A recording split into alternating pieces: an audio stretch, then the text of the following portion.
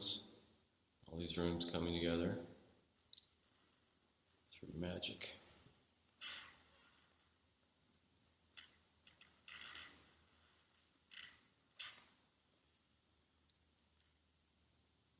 Oh, excuse me, a little bit of business. There's a note. Yes. That was an easy note. And actually, I was remembering to appreciate at some point yesterday, I was walking by the notes table, and there was no notes for me. I was so happy. I don't mind, send me a note. And maybe it's because there are fewer notes than there used to be. That's probably true. But I know for sure it's also true because other people are handling the notes. So I'm so grateful. Everybody. I'll never forget one time, I think it was when Talus was Eno.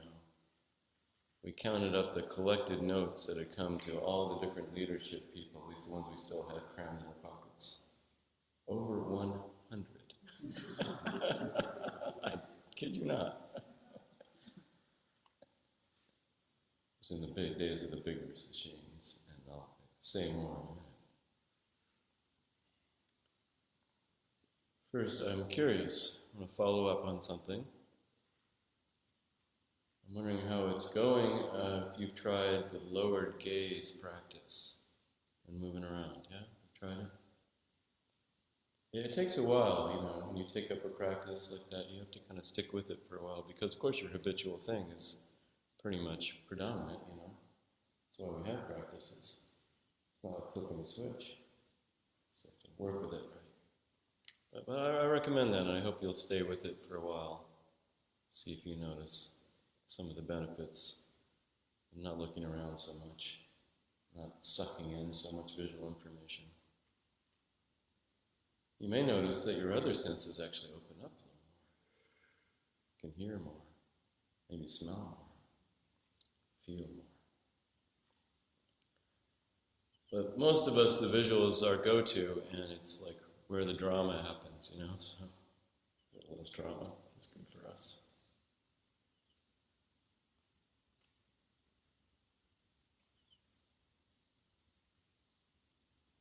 And there's many other practices we could take on, Always more we can do to go a little deeper, be a little more settled. It's endless, which is great, right? Which is great. More aware, quieter.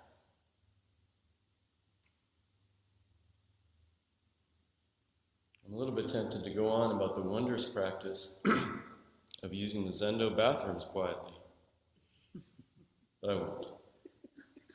I just slipped it in.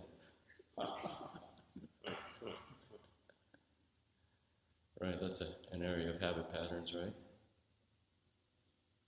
I see a paper towel dispenser, I know what to do. Ka-dunk, ka-dunk, ka-dunk! And it's so easy to maybe have some opinion of somebody else doing that and not notice you yourself. And of course, much more important than somehow improving our conduct at Sesshin and in our lives, is to have more space to listen to the teachings of the insentient that Chris was reminding us of yesterday. Because you really have to listen, right? That's the other part of that. Sesshin helps us listen more deeply. And of course they support each other, being a little quieter in body and mind. We hear.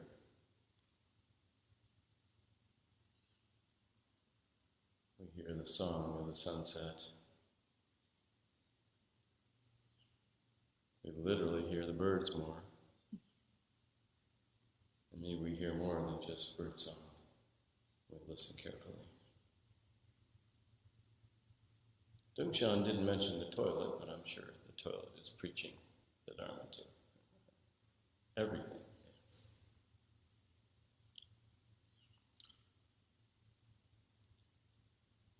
just we miss it so often. So aren't we lucky to have the support to hear a little more?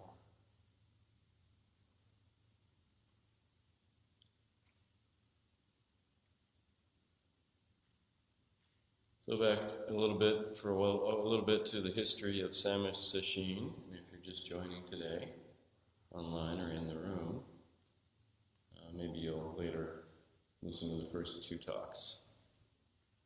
It took me 2 talks to get through the 1990s. Now we're into the 2000s. Fully understand what started happening here in Sesshin in the 2000s. We actually have to go back to the early 1980s in San Francisco, oddly enough. Our founding teacher, Norman Fisher, started practice in Berkeley in 1970 when he was 26. It was actually just a little before Suzuki Roshi died. And he never met Suzuki Roshi, although he had a few opportunities to do so. He didn't quite get around to it, he says. And then he was gone. But he right away had a strong connection with the teacher in Berkeley, Sojin Mao Weitzman, who really kind of took him under his wing. Norman found a spiritual home and a practice that helped him start to become a little more grounded. And Mel quietly supported this smart, and by all accounts of people I've talked to, pretty erratic and goofy young guy. Norman was one of the first residents at Berkeley Zen Center, maybe even before they even called it that. It was like Mel's house. Mel really took care of him. And then in 1976, by then married to his wife Kathy, and this year they celebrate their 50th anniversary. With 2 sons, soon to follow, in the oven. They went off to Tassajara Monastery. Can you imagine? Oh, we're having twins, let's go to a monastery. But it made sense at the time. And there, Norman would spend the next years studying with Richard Baker. Dick. Norman always called him that to my hearing. I never heard Norman say Baker Roshi or anything like that. He said Dick, or Dick Baker. What's his name? And Baker was, by all accounts, a brilliant leader and teacher. And Norman actually was his jisha for a number of years. I think a little bit at Tassajara, and then also when they moved to Green Gulch Farm in 1981. Green Gulch had been operating for 8 years at that point. And Norman would go on to serve in pretty much all of the different leadership positions at Green Gulch, and he was the director there when I met him 5 years later, in 1986. Eventually being one of the abbots of the whole 3-center establishment of San Francisco Zen Center from 95 to 2000. And one could give many talks about the heady early days on the 3 campuses of San Francisco Zen Center. It was an exciting and intense time. But the karmic factor that affected us here so many years later that I want to talk about was Richard Baker Roshi's blowout in the early 80s. And the way I remember Norman telling it is this. Dick worked really, really hard for the community. He got a lot done. He was very good at whatever he set his mind to. If you read more about the details of their history, you'll see, oh, that's true. Wow. And so it just seemed natural to him that he needed a lot of support to keep doing what he was doing. Doing more and more needed a lot of support. Very logical.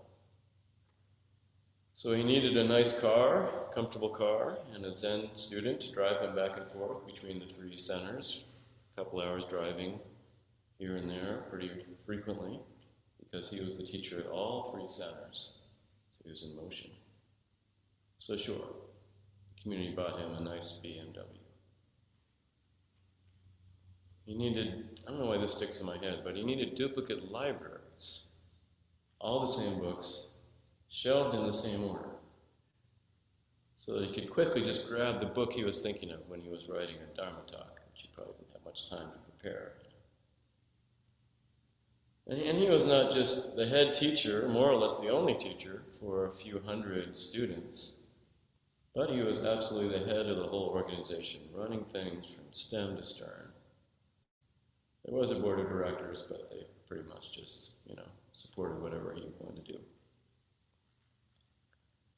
And it wasn't just the significant Zen center, the largest Zen center in the West, in fact, with 3 residential places. But they were also running several businesses. They had a bakery, a meditation cushion sewing business. They had a restaurant, which would go on to get lots of Michelin stars and stuff. And he was running it all. He was also an incredible fundraiser, constantly talking to people with resources and they would write large checks. Very charming, too, by all accounts. You wanted to hang out with this guy. Somehow all of that at the same time, and you wonder now, like maybe he's a little bipolar or something like that. What? So anyway, Dick Baker was given the title Roshi by his students because they were used to that with Suzuki Roshi, and he was his sole heir before he died. He really just needed everything arranged, so it would work. Apparently, he also needed some demonstrations of everyone's respect for this arrangement, too. I remember they told me at Green Gulch when I was first there, that whenever he was driving away from the valley of Green Gulch up towards San Francisco, probably, they would all go line up on the driveway and bow to his BMW as it drove by. Okay. There's a bit of formality traditionally when an abbot comes or goes from the monastery, so he wasn't totally making this up, but still. And so eventually, and this is how Norman told it, as I remember anyway, Richard Baker also felt like he needed several girlfriends. And it turns out at least one of them was married. But in a way, that doesn't matter. You just think for half a second about the insane power imbalance in that situation and the utter inappropriateness of him having any relationships like that at all. Consent is dubious, right?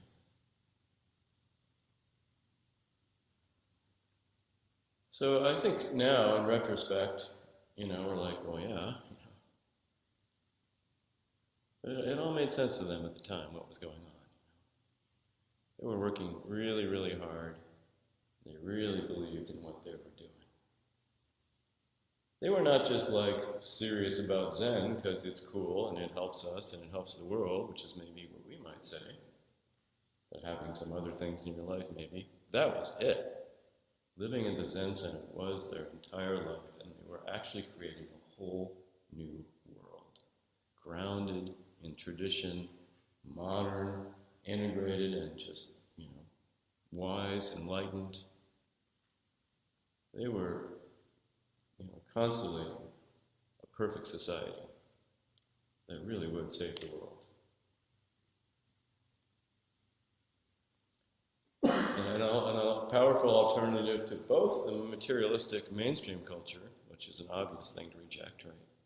But I think now also they saw it as a powerful alternative to the ungrounded kind of alternative hippie culture that many of them had come through and seen things fall apart. This was right when most of the 60s and 70s communes were happening and dissolving again and stuff. So what they were doing was a very big deal. And, I'm sure sometimes somebody would question this or that, but the basic premise, I think, was essentially just true. So I think it's hard to imagine the sound of that bubble breaking and the pain of that bubble breaking when the news came out about Dick Baker's transgressions. They're most of them kind of on the young side too, from our perspective now, many still in their 20s and 30s. And for some of them, this was like their whole adult life. Just after college, or dropping out of college, or not going to college, hearing there was this Zen master in California. What? You're going to stick out your thumb, right? You're going to go. So then, in fairly short order as these things go, this incredible thing that had come together so powerfully fractured. Roughly a third of the people kept their focus on Richard Baker's skills as a teacher, as their teacher.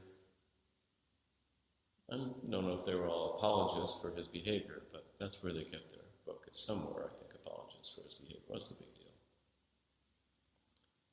Because his skills as a teacher were definitely considerable. I've heard many stories about how insightful he was, how he would tell you just the one thing that you needed to hear. Maybe you didn't want to hear it, but he was so right. Change your life. Very intuitive, I think. And so anyway, about a third of this group of, I don't know how many hundred, 200 or 300, something like that, went with him. They started new communities in Colorado, major community in Germany, welled up.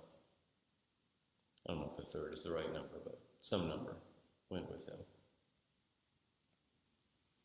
Another third or so, this probably was a larger group, I'm not sure, but another third or so stayed put. This is our home. And went through the hard, depressing slog of rebuilding and reinventing. And it was a really hard time, I think.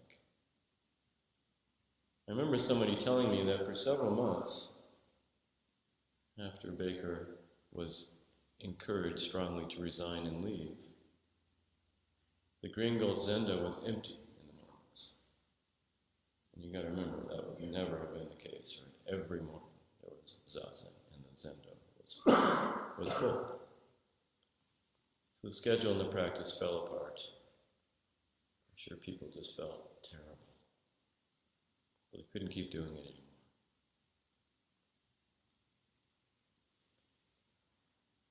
And then about a third left formal practice altogether. And that's what I'm getting to. This is the group of interest to us. Most of them had no savings, precious little work experience, and no real plan. Things were, I think, relatively a little easier economically back then, especially for middle-class white folks, which these pretty much were. The San Francisco Bay Area was a reasonable place, affordable place to live, if you can imagine that now if you've been there in recent decades. 1980s economy was reasonably healthy. So they could find their way, they could find their way. Not easy necessarily, but they could find their way. Had to work hard for a while. Like, for example, Raisl's teacher, Chris Fortin, and her husband, Bruce, are a good example. They'd have been at Green Gold since pretty soon after the beginning of the founding of it. They went off about an hour and a half or so north of Green Gulch and found some rural property, piece of land, and then they paired up with another pair of fleeing Zennies to team up and pitch in and somehow barely scrape enough together to buy the land and build a house themselves. And Bruce got a job at a retirement community as an administrator, eventually became the director. Chris went back to school to become a psychotherapist. I'm sure they did various odd jobs in there I don't know about to make it all work. Get groceries, They raised a child and lived their lives away from all that madness at the Zen Center. I'm sure they sat together at home, but no sangha, No, no Sangha, thank you very much. And then Norman was ready to leave the establishment because he was one of the stayers, you know. He was one of the muddle-throughers, which it seems like he did with pretty good cheer for some reason, and a kind of balanced attitude. You know, that Dick had done some bad stuff, you know, he would never apologize for him, but that it was workable, you know. And then here was this practice, in this place of practice. And let's roll up our sleeves, folks. But then he was done, you know, he'd done enough time by 2000. And he left the Zen Center and started his own organization, as you probably know, called Everyday Zen. And that was his focus, practice in the everyday life. You don't need to live in a big center. And I guess there was enough of a Zen Center telegraph functioning that the word got out. And of course, by then there was the internet too. I created Everyday Zen's first website. It was early in the days of the website. So they remembered this guy Norman, you know. He was their friend, their colleague, you know, their peer. And here he was teaching outside of all that, where they had these complicated memories. So many of them thought to themselves, let's go see what Norman's up to. Huh. You know, enough time had gone by, right? 15 years.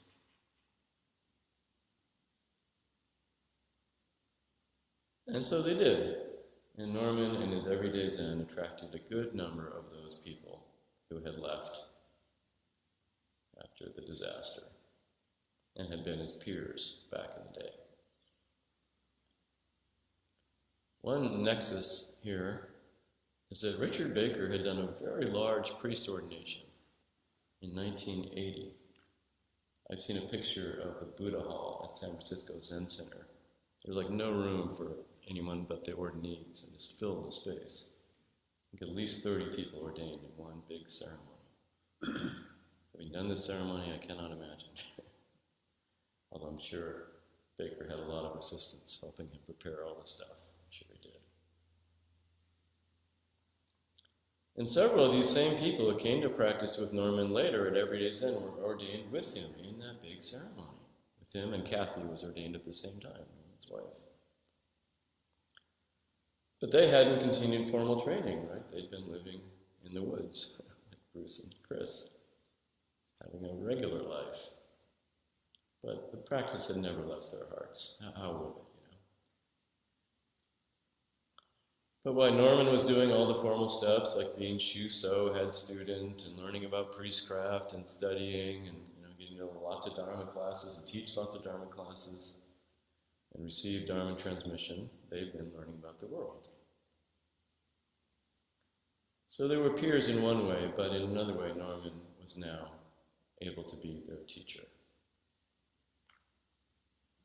And the way he's wired, that somehow worked, you know. It's easy to imagine that not working, isn't it, you know? Can you imagine yourself in that situation? Yeah, I'm sure, there's not always harmony in the Zen Center. Probably many of them can remember some schmucky thing Norman had done at some point, right? Because we all have that. Let's be real. Apparently, he wasn't always so careful about people's feelings back then. Just kind of did his thing.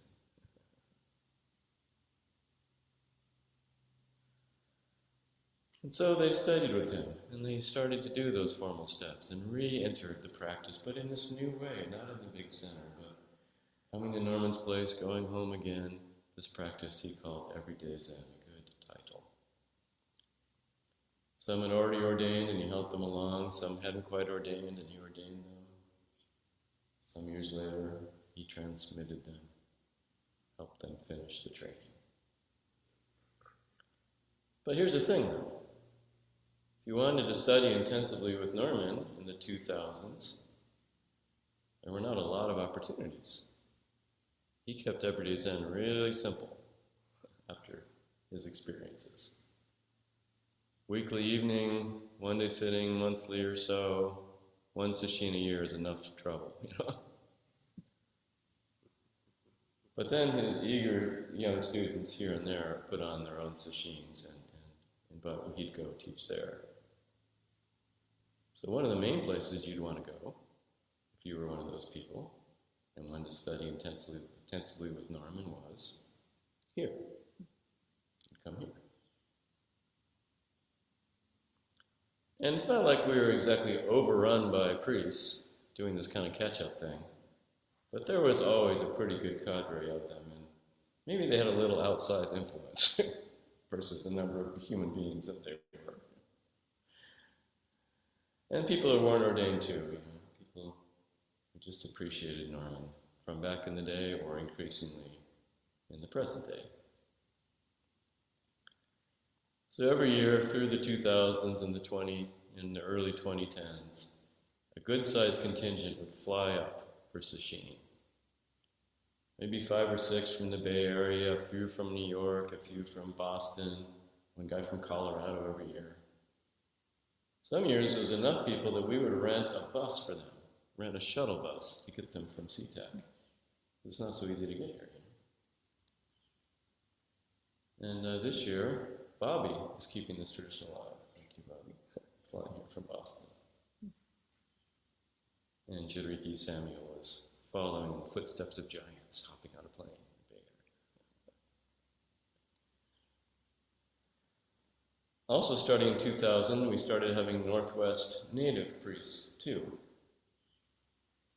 I was ordained in year 2000, Caden Michael in 2003, Rick Spencer in 2004. We were a bit of a foursome from then, me, Caden Michael, and Rick, until our Dharma transmission in 2011. And so the character of Sam's Sesshin really changed as a result of all this. I mean, it was still Sesshin. The root was always the same: zazen, service, silence, schedule. But now it's suddenly also a kind of an annual training monastery for novice priests and senior students and lay teachers, all kinds of people who appreciated Norman, wanted to be able to express their Dharma, more than just sitting there looking at the wall. So we started populating the positions with lots of people, different doshi every day, so people could practice. Because, they didn't have many other opportunities, And more than just that, Norman starts getting involved in all kinds of other Dharma projects. Once he's unleashed, he's like all over the place, traveling a lot. He started doing retreats on Jewish meditation, mediation, and the law with meditation, mindfulness in the corporate world. He's hanging out at Google, all kinds of things. And so people from those worlds start coming too. We had several rabbi, university professors, lawyers, all with some meditation experience. It wasn't just like, they weren't just like groupies. They were meditators. But many of them had never sat as Zen Sesshin before, so we sometimes took a little energy to kind of help them see what was going on here. But they'd all studied with Norman, and they all loved Norman, and so we, therefore, loved each other. I remember one Orthodox rabbi, I don't know if anyone remembers his name, he felt it wasn't appropriate for him to do a Buddhist service, but that everything else was fine. So instead of doing morning service, he'd go stand by the gazebo back there and do his own service. And his service took a little bit longer than ours. So when we walked by on our way to the meal, we'd walk by him, gazing out towards the water with his yarmulke, doing his, what's it called, chuckling, as he prayed in Hebrew, quietly. You could hear words of Hebrew.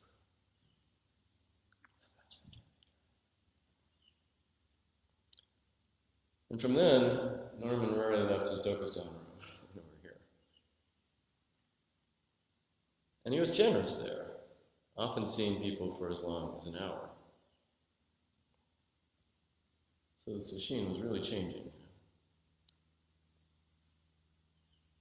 We also made the unusual choice of having a meeting during Sesshin, a priest and teachers meeting. A little bit later. What year did you ordain? Chris started coming to that. 2010. 2010. A little bit later, Chris came too. And many other people here were at that meeting. And, because it was a chance for Norman to see everybody together, for us to see each other. And I admit I had a little resistance to this, like a meeting during Sesshin. What? But once you do it, it becomes normal. So on the last afternoon of the week, we would slip off during work period, and maybe like an hour after work period, hole up somewhere and check in. I always wondered what the people who weren't invited thought about that. Then I'd kind of forget about them again, to be honest, but I thought about it. And that meeting just got larger and larger every year. We kept having to look for a bigger space, that wouldn't interfere with everybody else. I couldn't meet in here. I do remember happily one year, maybe it was the last year we had this meeting, it occurred to me or somebody, this is kind of uncool. We should let everyone else have the afternoon off. Because they were still doing the work, and sitting zazen while we were, just kvetching. And so I remember we said, okay, afternoon's off. And we unlocked the canoes down at the lake. For some reason, Kat, I remember you particularly having a nice time. I don't know if you were swimming or in a canoe or if you even remember. I remember. I might have made that up. So then at least everyone had a nice time. So there's another way Sesshin changed. We would discuss our practice and normally get to see us together. I don't know if anything all that important happened in those meetings, but they became the norm. And it was really hard on the people who loved it when I was like, I don't know if we need this anymore.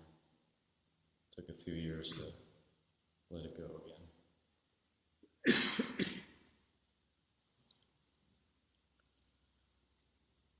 And this next part's a little bit personal, so thank you for indulging me. It's hard to explain how wonderful and how complicated this was for me. These were my peers, most of them chronologically older than me, maybe all of them older than me. But I was the local leader. The Sangha were the hosts of the Sesshin. It wasn't exactly an everyday Zen event. But not everyone quite saw it that way. Wonderful. There's so much buy-in. People love coming to Sangha Sesshin. It was like the first thing they'd think about when they were planning their summer. What's the dates this year? And then if we didn't have the registration online early in the year, we'd get a lot of calls. I'm getting ready to make my flight. When's it going to open? What's going to open? Very politely said. A little edge in it sometimes. Bellingham people.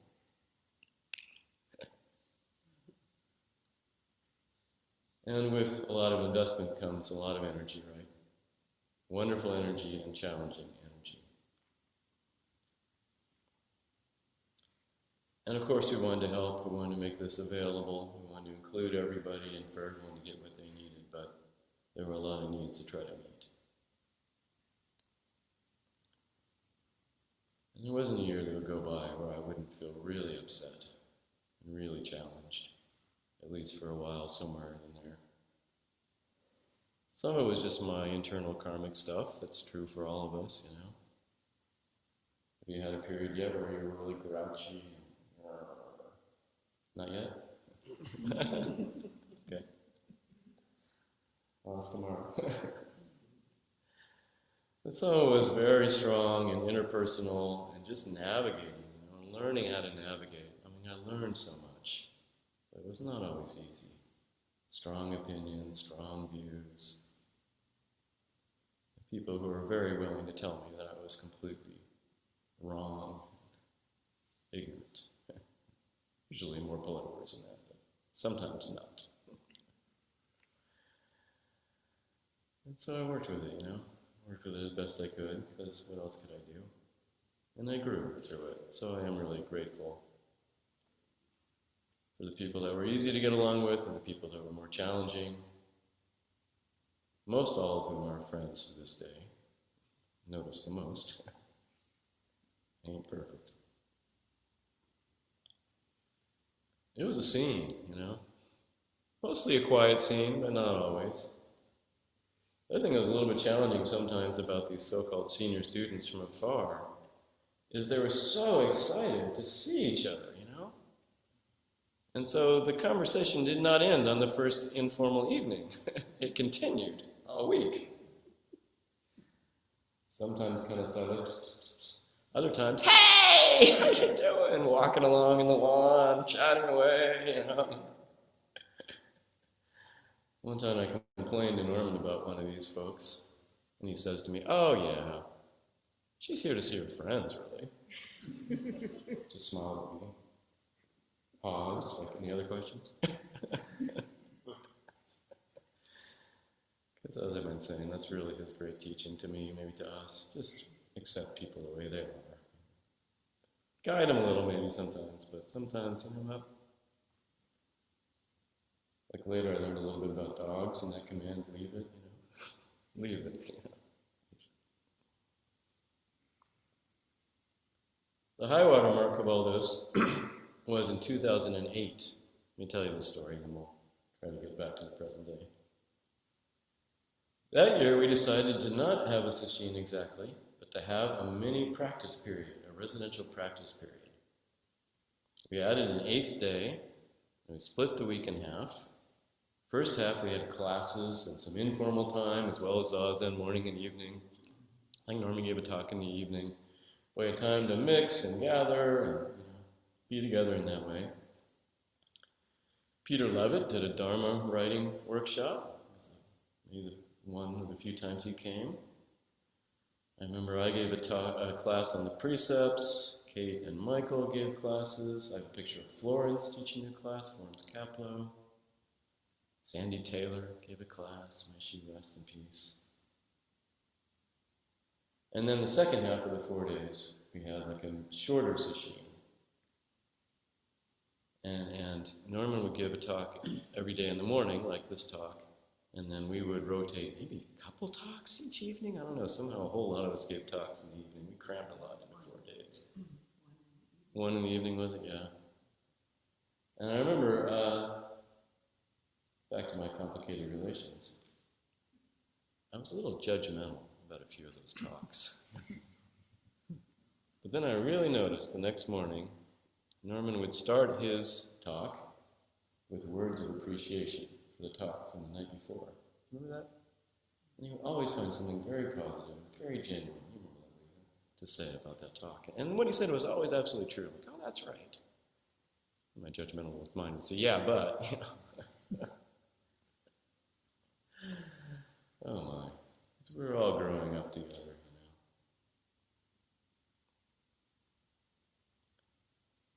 And it kept on like that, you know, through the 2000s and 2010s. I mean, we got a little more restrained over time about not everybody has to do everything at every sesshin. And as the other sanghas grew and they had more opportunities to do the thing at their home sanghas, we could back off a little bit. And we backed off another big notch this year. I'm like, you know what, let's keep it a little simpler. One person can do this. One person can do that. Not rotate between 2, 3, 4 people, 5. You should have seen the work assignment list sometimes. Okay, it's Tuesday. Who's the Tinkin? Who's the Nomon? Who's the Doshi? Hope they know what they're doing.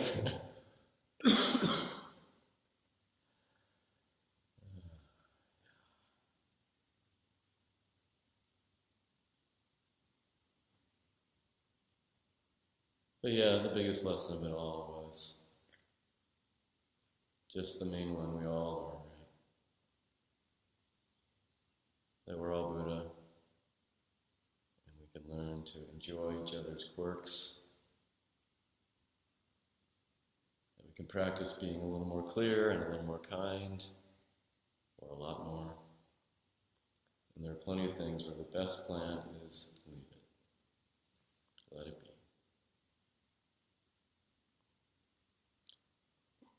I would often think of the Suzuki Roshi thing in Zen Mind, Beginner's Mind, about the cow and the meadow.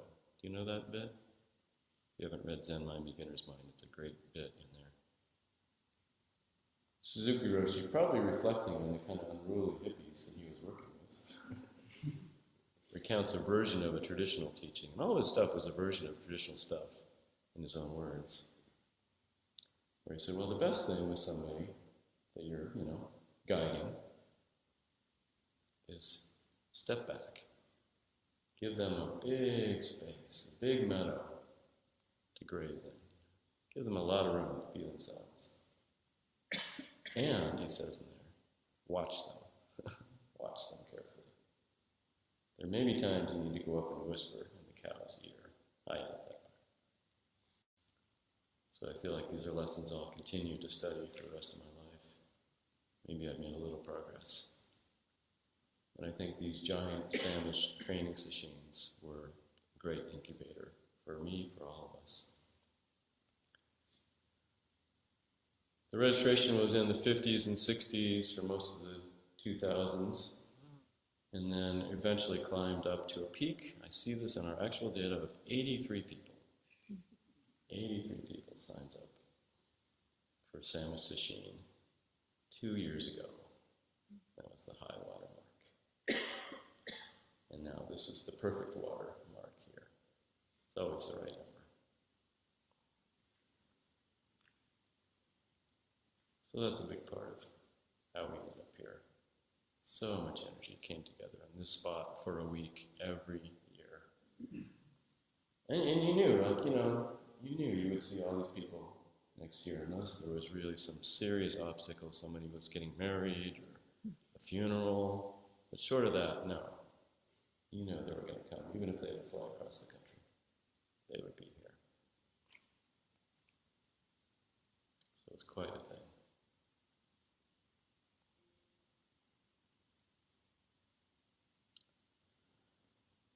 Okay, now we're going to go back to Dogen.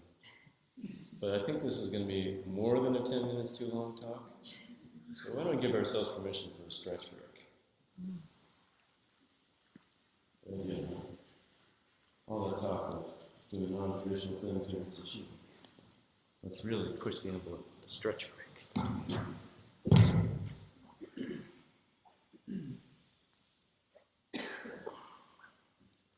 Oh, while this is happening, maybe a few people don't have the little handout. Does anyone need the handout on the Mountains and Waters Sutra? No? You got around? Oh, good. That's nice.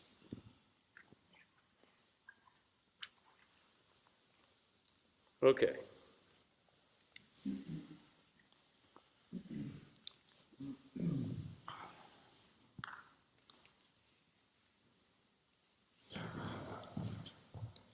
You guys at home, take a stretch. You look like you're just sitting there. And you're not in full lotus on the sofa.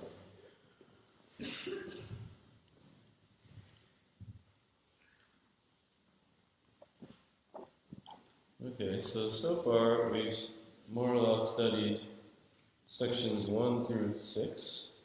Oh, I really tried to make a mental note for a link, you guys. I'm sorry. Oh well. Where Dogen does a deep riff on mountains. There's a little thing about stone woman and childbirth, but just skip that for the moment. We'll come back to it some other day. But being deep in the mountains, knowing that we are always deep in the mountains, that we are mountains, the mountains are us and beyond us, and we are beyond us. We walk as mountains, mountains walk as us. We even know to go forwards and backwards. And that we fly through the clouds, free. Solid, immovable, and radically free. So that was the first part, more or less. So now, in section 7, Dogen suddenly breaks into some straight-up complaining.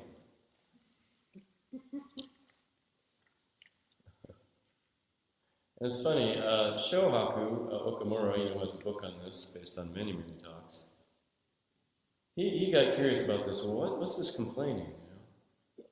And being Shohaku Okamura, he's read everything by Dogen in original Japanese, translated Japanese, and translated in English, so he knows his Dogen. And he thought, I think he talked about complaining one time to the monks. And he found a passage in the Record of Things Heard, the Shobogenzo Zuimoki, which was his Dogen student Eijo remembering what the teacher had told him. So here's a little passage from that. Dogen saying to the students, even if you think that you understand the Dharma more deeply than others, do not argue, criticize, or try to defeat them. If there is a sincere student who asks you about the Dharma, you should not begrudge telling them about it. You should explain it to them. However, even in such a case, before responding, wait until you've been asked 3 times. It's traditional. Don't speak too much. Don't speak about meaningless matters. So Dogen is actually remembering reading a teaching like that. He's telling it to his students. Don't argue, don't try to defeat people. And then he said to his students, Dogen, after reading these words of teacher Zhenjing, I thought I myself might have this fault. And then he was admonishing me, the teacher from the past. And I have subsequently never argued about the Dharma with others. So this is Dogen, caught on tape, hot mic. And now here he is, talking about how in Great Songchai in the beginning of section 7, there have been careless fellows who form groups, and they just are really messed up. And we'll get to their sin in a minute. First, a little textual side note. In this first line where it says, careless fellows, this is Kaz's second translation of this passage. The first one that was published called them bald-headed rascals. Sticks a lot better. And apparently the characters were bald or headed were not actually there. Kaz kind of made that up. So now it says careless fellows. The more scholarly translation I have goes with little simpletons. Little simpletons, simple people, little simpletons. But anyway, without getting into all the logic here, the sin in question is to kind of opt out and say to yourself, when you don't understand the teaching, oh, Zen's illogical anyway. It's supposed to be that way. That's a good way to piss off Dogen, it turns out. So he goes on about that. That if you don't understand, it's an opportunity to look deeply, right? To stay with it. And the traditional stories are full of, times when some practicing monk stays with the teaching they don't understand for decades, right? Stays right with it. Of course, this is a little idealized in retrospect, still. So anyway, I think we can skip that. Those bald-headed rascals. So don't be a bald-headed rascal. If you don't understand something, maybe just set it aside. Don't get obsessed about it. Maybe you Google it. Or these days you can ask AI too. But recognize you don't really understand it. But there may be something here that matters. Okay. So that's section 7. Section 8 is pretty much a reprise of sections 1 through 6. Dogen would do this, right? Remember, he's riffing. It's not like he's not saying to himself, oh, I already talked about this. I shouldn't repeat myself. That's not right. I'll get a D in English. No. He's like, I have more to say about mountains and waters. So section 8 is kind of a reprise of the first 6 sections, with a few little variations, which we'll save for another day. And now, section 9, mountains and waters, time for the waters. This is really beautiful and mostly actually pretty straightforward. We can understand this. Let's chant together sections 9 and 10. Take a little minute, and then we'll look at a few things in here. Okay, I'll do the title and we'll chant, starting with water is neither strong nor weak. Mountains and water sutra. Water is neither strong nor weak, neither wet nor dry, neither moving nor still, neither cold nor hot, neither existent nor non-existent, neither deluded nor enlightened, When water solidifies, it is harder than a diamond. Who can crack it? When water melts, it is softer than milk. Who can say it? Do not doubt that the characteristics water manifests. Reflect on the moment when you see water of the 10 directions. Water of the 10 directions. This is not merely studying the moment when human beings see water. This is studying the moment when water sees water. Because water practices and realizes water, water expresses itself. Actualize the path where self encounters self. Go forward and backward, leaping beyond the vital path where other fathoms other. Not all beings see mountains and waters in the same way. Some beings see water as a jeweled ornament. They do not regard jeweled ornaments as water. What in the human realm corresponds to their water? We only see jeweled ornaments as water. Some beings see water as wondrous blossoms, but they do not use blossoms as water. Hungry ghosts see water as raging fire or pus or blood. Dragons and fish see water as a palace or a pavilion. Some beings see water as a 7 treasure or as a wish-granting jewel. Some beings see water as a forest or a wall. Some see it as the Dharma nature of pure liberation, the true human body, or the form of the body and the essence of mind. Human beings see water as water. Water is seen as dead or alive, depending on the seer's causes and conditions. Thus, the views of all beings are not the same. Question this matter now. Are there many ways to see one thing, or is it a mistake to see many forms as one thing? Pursuit is beyond the limit of pursuit. Accordingly, endeavors and practice realization of the way are not limited to 1 or 2 kinds. The thoroughly actualized realm has 10,000 and 10,000 ways. When we think about the meaning of this, it seems like there is water for various beings, but there is no original water. There is no water to common to all types of beings. But water for these various kinds of beings does not depend on body or mind, does not arise from actions, does not depend on self or other. Water's freedom depends only on water. In this way, water is not just earth, water, fire, wind, space, or consciousness. Water is not blue, yellow, red, white, or black. Water is not form, sound, smell, taste, touch, or mind. But water as earth, water, fire, wind, and space actualizes itself. This being so, it is difficult to say who has created this land and palace right now, or how such things have been created. To say that the world is resting on the wheel of space or the wheel of wind is not the truth of the self or the self of others.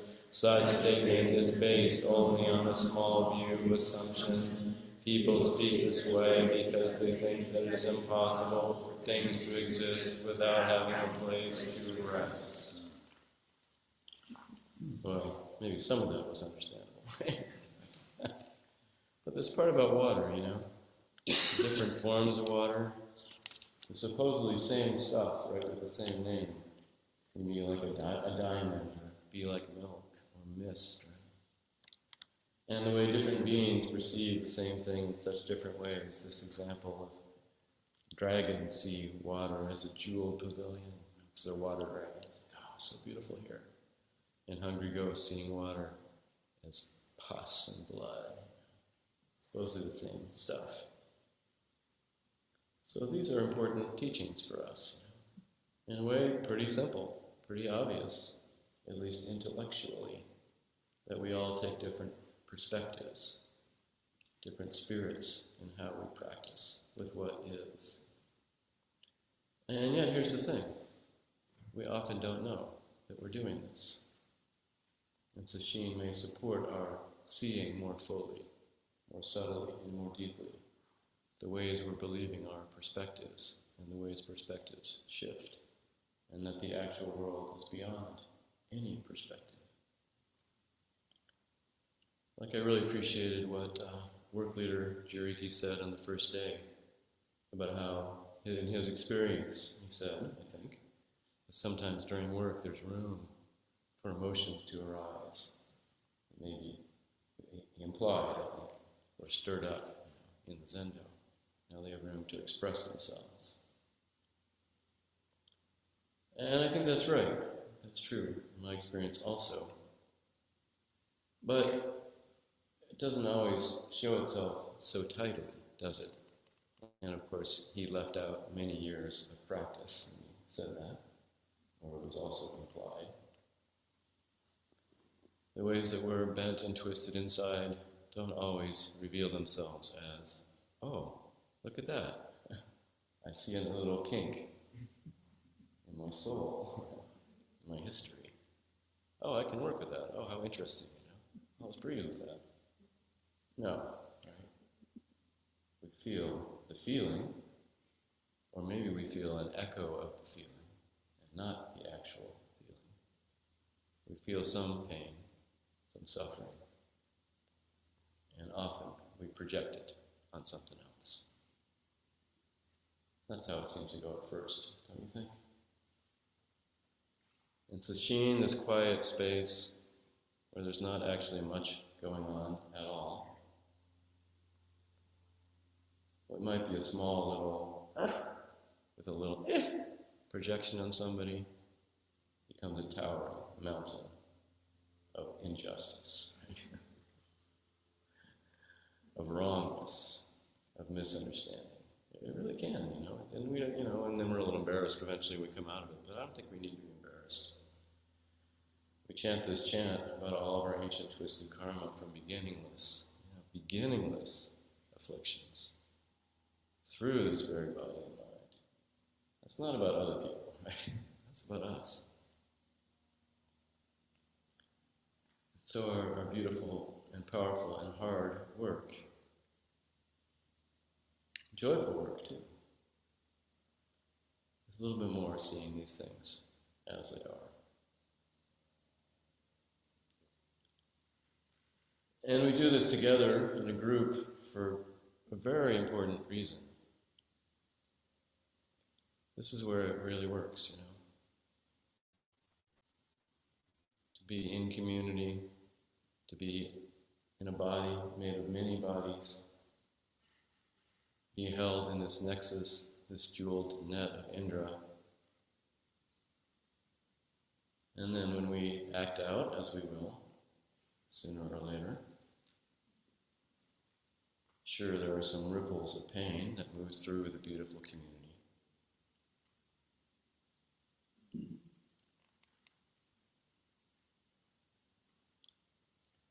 But the beloved Sangha,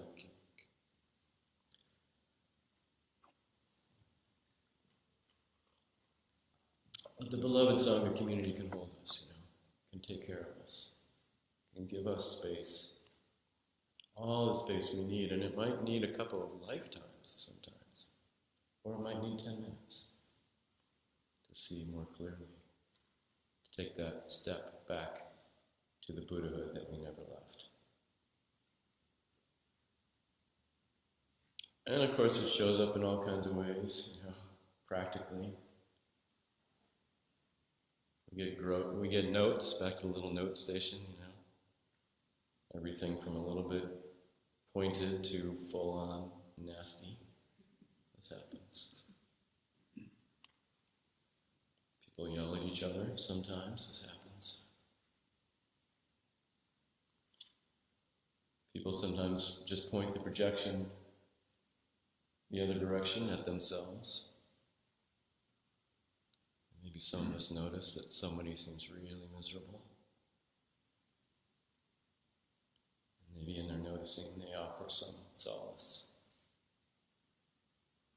And maybe in some cases a teacher does go over to check on somebody, but mostly we give each other space to work it through, which I think you can't understate.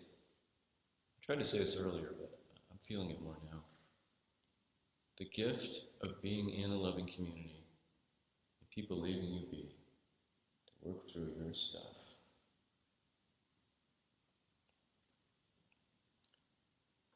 I don't know if there is a deeper gift than that, you know? And what you can feel, whether it's in your head or not, is these people will not give up on me. Even if they knew what a so-and-so I am when you're in that conditioned state, even if they knew, and they only know the half of it at most, they wouldn't give up on me. They're not going to kick me out. They're not going to say you're not good enough to be a Zen student. They're going to say, yeah, me too.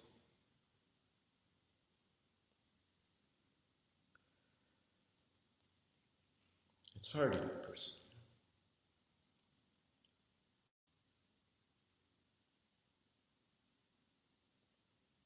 And as we try to perceive this beautiful Dharma water, and sometimes we get really excited because it's a palace, you know, it's so beautiful here. Wasn't that beautiful in a little, not all of us were here, but we had a little ceremony for the people who were leaving from the first half. And every one of them said a really beautiful thing about what they'd noticed or learned at Sesshin. But actually my favorite was maybe the most simple one. John Wiley, who's been here since the beginning, as many times as me, he said, you know, I noticed how beautiful it is here.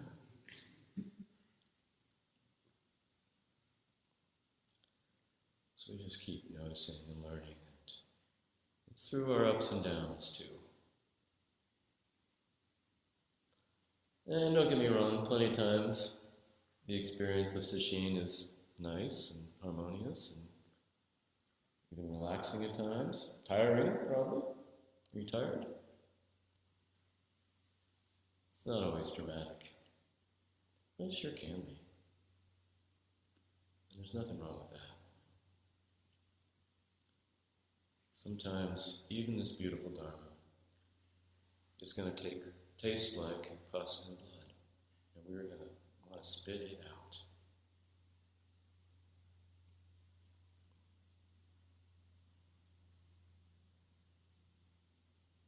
And then the next breath, yeah, it's okay.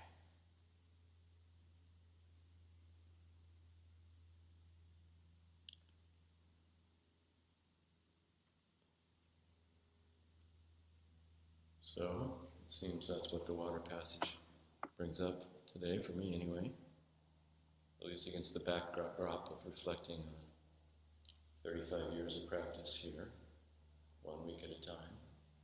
I guess we got to go to 52 years here to get a year of practice here. So we got a little ways to go. Let's do it. We're more than halfway there. Okay. Well, thank you. Seems too small, but it's what we got. So, thank you.